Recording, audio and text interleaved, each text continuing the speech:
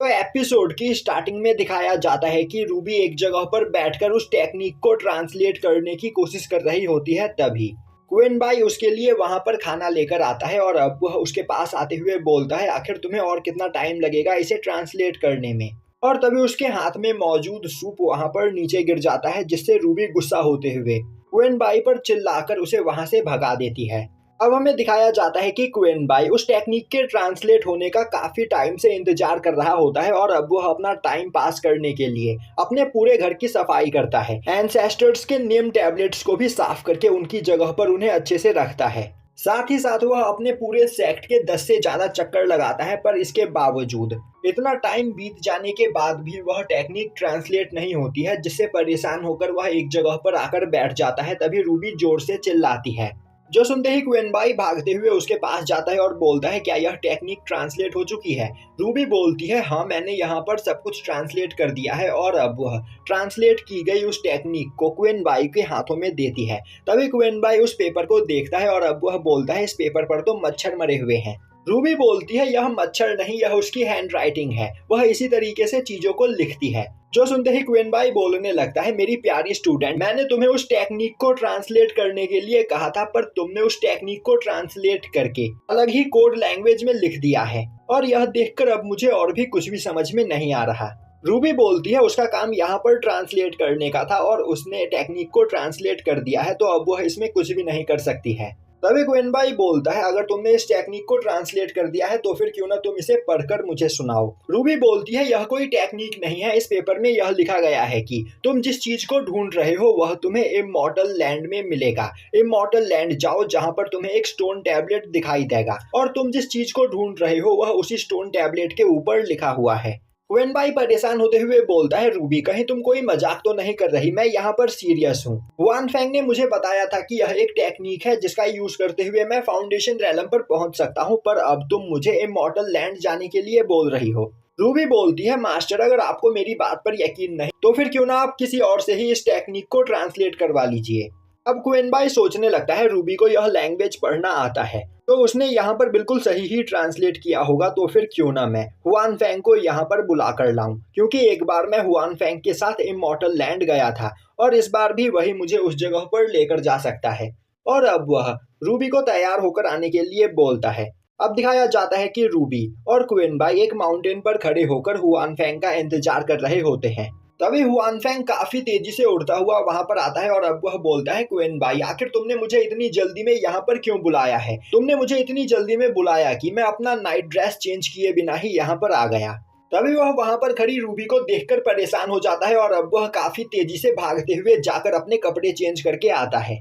और अब वह क्वेन बाई के पास आते हुए बोलता है, क्वेन बाई तुमने यहाँ पर शादी कर ली और मुझे बताया भी नहीं। क्वेन बाई उसे धक्का देते हुए बोलता है, बकवास करना बंद करो, यह मेरी स्टूडेंट है और मैंने यहाँ पर तुम्हें इमॉर्टल लैंड में चलने के लिए बुलाया है, क्योंकि तुमने मुझे फाउंडेशन रैलम पर पहुंचने के लिए जो टेक्निक दी थी वह टेक्निक बस एक नक्शा है असली टेक्निक तक पहुंचने का, और फाउंडेशन रैलम पर पहुंचने वाली असली टेक्निक इमॉर्टल लैंड में मौजूद एक स्टोन टैबलेट के ऊपर लिखी हुई है। अभी हुआन फेंग बोलता है, बेवकूफ, इमॉर्टल लैंड में जिस लैंग्वेज का यूज करते हुए पत्थरों पर लिखा गया है उस लैंग्वेज को मैं भी नहीं पढ़ सकता हूँ, तो आखिर तुम उसे कैसे पढ़ पाओगे? क्वेन बाई बोलता है, इसीलिए मैं रूबी को अपने साथ लेकर चल रहा हूँ, यह हमें सब कुछ ट्रांसलेट करके बताएगी। यह सुनते ही हुआन फेंग अपने एक जाइंट स्वॉर्ड को बाहर निकालता है और अब वह तीनों उस पर खड़े हो जाते हैं, जिसके बाद वह तीनों उड़ते हुए काफी तेजी से इमॉर्टल लैंड की ओर जाने लगते हैं। अब रास्ते में उन्हें कई सारे स्पिरिचुअल बीस्ट दिखाई देते हैं, जिन्हें देखकर रूबी बहुत ही ज्यादा खुश होती है। अब वह लोग काफी देर तक उड़ने के बाद इमॉर्टल लैंड में पहुंचने ही वाले होते हैं कि तभी आसमान में काले बादल छा जाते हैं और उन पर लगातार लाइटनिंग अटैक होने लगता है, पर हुआन फेंग अपने स्वॉर्ड को कंट्रोल करते हुए सभी अटैक से बच जाता है।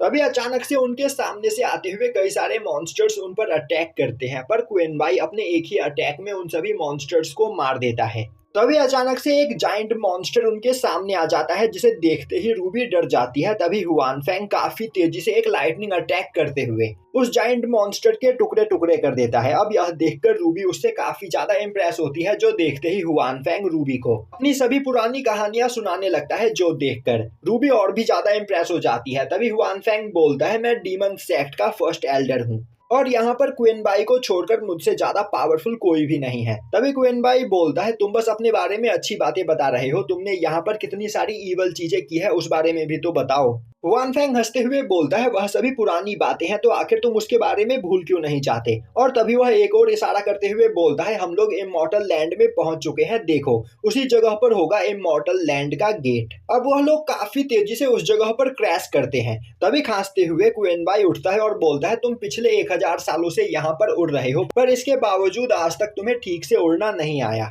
तभी क्वीन बाई अपने चारों ओर देखता है तो वहां पर चारों ओर दूर दूर तक रेगिस्तान ही होता है। यह देखते ही वह बोलने लगता है तो क्या यही इमॉर्टल लैंड है, और आखिर यहाँ पर मौजूद वह स्टोन टैबलेट कहाँ पर है। हुआन फेंग कहीं तुम मुझे दोबारा से कहीं गलत जगह पर तो नहीं ले आए, क्योंकि इससे पहले भी तुम कई बार रास्ता भटक कर मुझे गलत जगह पर ले गए थे। तभी वहां पर एक रेतीला तूफान आता है, जिसे देखते ही क्वीन बाई काफी तेजी से जाकर रोयू को उससे बचा लेता है, पर हुआन फेंग वहां पर रेत से ढक जाता है। अब हुआन फेंग खुद को झाड़ते हुए बोलता है क्वीन बाई क्या तुम्हें मुझ पर शक है, मैं तुम्हें बिल्कुल सही जगह पर लेकर आया हूँ। और अब वह दोनों वहां पर आपस में बहस करने लगते हैं। दूसरी ओर रूबी को कोई चीज दिखाई देती है और अब वह उन दोनों को इग्नोर करते हुए उस चीज के पास जाकर उससे खेलने लगती है। तभी क्वीन बाई की नजर उस पर पड़ती है और अब वह रूबी को वहां से हटने के लिए बोलता है। तभी वह छोटी सी चीज काफी तेजी से एक बड़े से मॉन्स्टर में बदल जाती है। क्वीन बाई जंप करते हुए रूबी को उस मॉन्स्टर से बचाता है। तभी हुआन फेंग अटैक करते हुए उस मॉन्स्टर को मार देता है, पर उस मॉन्स्टर के अटैक की वजह से रूबी के हाथ पर हल्की सी चोट लगी होती है। तभी हुआन फेंग आगे आते हुए बोलता है रूबी कहीं तुम्हें कोई चोट तो नहीं लगी, क्या तुम यहाँ पर ठीक हो। क्वीन बाई बोलता है बेवकूफ हमसे दूर रहो, उस मॉन्स्टर का ब्लड तुम्हारे पूरे बॉडी पर फैल गया है, जिससे तुम्हारे बॉडी के अंदर से बदबू आ रही है। यह सुनते ही हुआन फेंग रेत में लेट लेट कर खुद को साफ करने लगता है। दूसरी ओर क्वीन बाई अपने हीलिंग स्पेल का यूज करते हुए रूबी को उस जगह पर हील कर रहा होता है। तभी रूबी के खून का एक बूंद जमीन पर गिरता है, जिससे वहां पर एक फॉर्मेशन एक्टिवेट हो जाता है और तभी जमीन के अंदर से एक स्टोन टैबलेट निकलकर बाहर आता है, जिसे देखते ही हुआन फेंग हैरान होते हुए बोलता है जब पिछली बार मैं इस जगह पर आया था तब यह स्टोन टैबलेट बहुत ही ज्यादा छोटा था, पर अचानक से आज इसकी हाइट इतनी ज्यादा कैसे बढ़ गई। क्वीन बाई बोलता है इन सभी बातों के बारे में भूल जाओ, और अब वह रूबी को स्टोन टैबलेट के पास बुलाते हुए बोलता है जल्दी से इसे ट्रांसलेट करो। उस टैबलेट को ट्रांसलेट करने के लिए आगे बढ़ती है। तभी उसके हाथ में लगा हुआ ब्लड उस टैबलेट के ऊपर लग जाता है और अब दोबारा से धरती काफी तेजी से कांपने लगती है, जो देखते ही क्वीन बाई रूबी को उठाकर वहां से दूर भागने लगता है, क्योंकि उस जगह पर धरती फट रही होती है और अब धरती के अंदर से एक सिटी निकलकर बाहर आता है।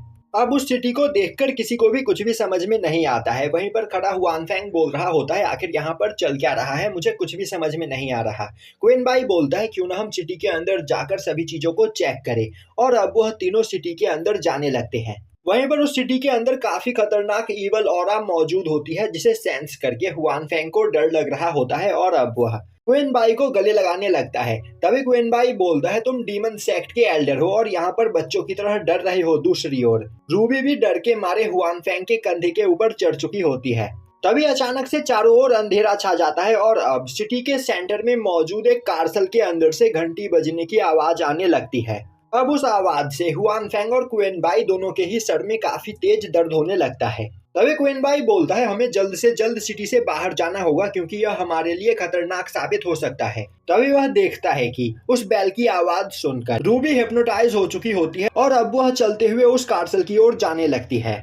यह देखते ही हुआन फेंग बोलता है रूबी की कल्टीवेशन यहाँ पर बहुत ही ज्यादा कम है, इसीलिए यह बैल की आवाज उसे अपनी ओर अट्रैक्ट कर रही है, और अगर जल्द ही यहाँ पर कुछ नहीं किया गया तो रूबी का कंट्रोल उसकी बॉडी के ऊपर से पूरी तरीके से खत्म हो जाएगा। अभी क्वीन बाई रूबी को रोकने की कोशिश करता है, पर रूबी उसे इग्नोर करते हुए कार्सल की ओर आगे बढ़ रही होती है। यह देखते ही क्वीन बाई अपने स्वॉर्ड को बाहर निकालते हुए उससे एक वाइब्रेशन क्रिएट करता है, जो वाइब्रेशन उस रिंग की आवाज को वहां पर कैंसिल कर देता है। अब इस वजह से वहां पर रूबी बेहोश हो जाती है।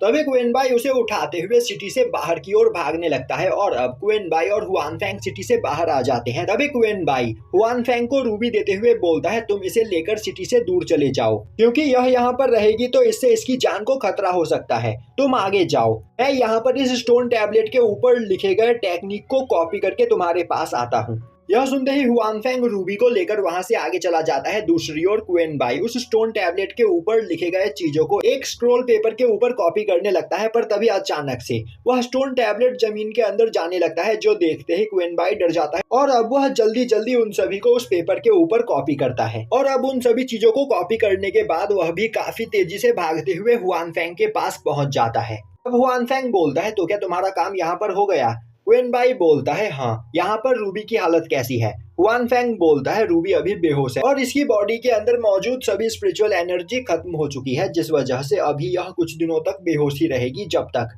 दोबारा से इसकी बॉडी अपने आप ही स्पिरिचुअल एनर्जी को बनाना स्टार्ट न कर दे। यह सुनते ही क्वेन बाई बोलता है, जल्दी से क्वेंटियान सेक्ट की ओर चलो। जो सुनते ही हुआनफेंग काफी तेजी से उन दोनों को लेकर क्वेंटियान सेक्ट की ओर जाने लगता है। अब उन सभी के वहां से जाते ही उस जगह पर एक फॉर्मेशन एक्टिवेट होता है, जो वहां पर चारों ओर मौजूद रूबी के ब्लड को कलेक्ट कर रहा होता है। अब हमें दिखाया जाता है कि क्वेंटियान सेक्ट में पहुंचकर क्वेन बाई अपनी हल्की सी स्पिरिचुअल एनर्जी रूबी की बॉडी के अंदर डाल रहा होता है, जिससे रूबी वहां पर जल्द से जल्द रिकवर हो सके।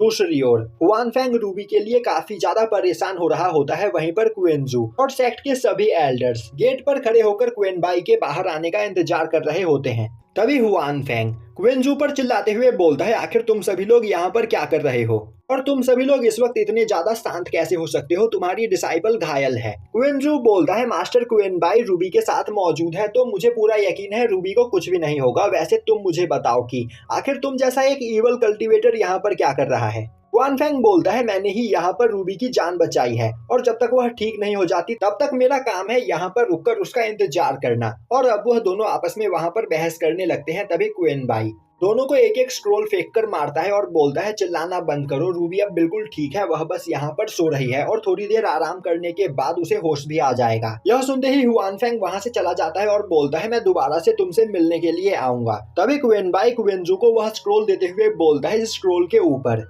मैंने उस स्टोन टैबलेट पर लिखे गए सभी चीजों को कॉपी कर लिया है, तो मैं चाहता हूँ कि तुम लोग इसे ट्रांसलेट करने की कोशिश करो। यह सुनते ही क्वेनजू सभी एल्डर्स के साथ वहाँ से चला जाता है। अब क्वेन बाई रूबी के पास आता है और अब वह रूबी को देखते हुए बोलता है, यहाँ पर जरूर कुछ गड़बड़ है। रूबी के ड्रैगन ब्लड लाइन ने उस एशियंट सिटी को एक्टिवेट किया था। तभी हमें रूबी के एक खून के बूंद को दिखाया जाता है, जो उड़ते हुए एक जंगल में आ चुका होता है और अब वह जंगल में मौजूद एक जाइंट ट्री के अंदर चला जाता है, जिससे वहां पर एक फॉर्मेशन एक्टिवेट होता है।